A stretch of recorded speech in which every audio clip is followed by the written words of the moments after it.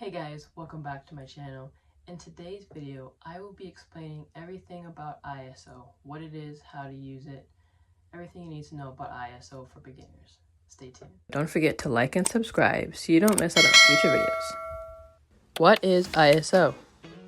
And what does it have to do with photography? ISO is 1/3 of the exposure triangle, a key element in photography that helps us to achieve perfect exposure.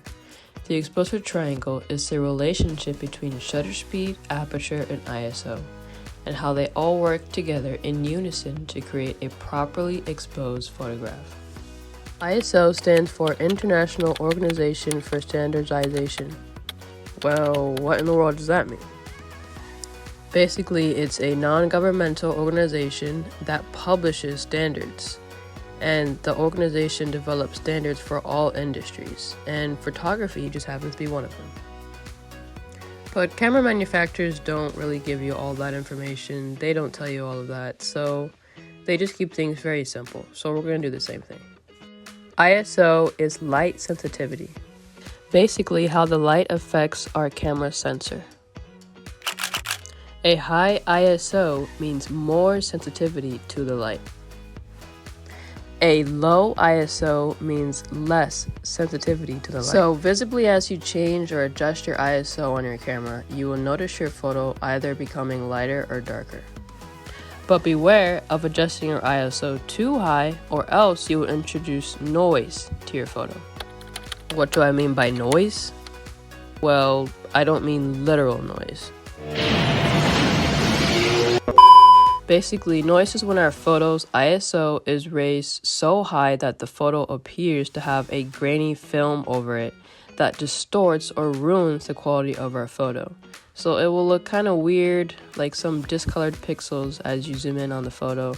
Sometimes you don't even have to zoom in and you can see it straight away if it's really bad. So just remember, the higher the ISO is raised, typically if it's raised too high, the worse it becomes in distortion, and the more noise it'll bring in. So how do we avoid this? How do we avoid noise in our photos? Well, I always suggest, when first starting out especially, to always keep your ISO low unless you have to raise it higher for any reason. But always start at least at 100. I always usually keep my ISO at 100. Here's an example of noise and no noise, so you can see the visible difference. So for most digital cameras, usually the base range for ISO starts at 100, as I recommend keeping it there because that's usually a good starting point to start with. And then the highest on most cameras is usually 3200 ISO. So always remember, when unsure, always start low. So that's it for this video. I hope you got some value out of it. I hope you learned something new. If you would like to learn more information on what is ISO, as well as shutter speed and aperture, I have a resource for that.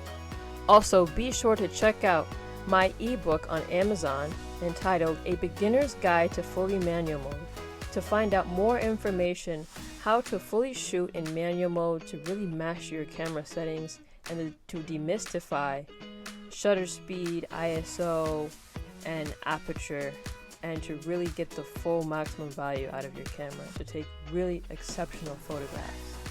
The link will be in my description if you are interested in purchasing my ebook and reading it to find out more information to take your photography to the next level.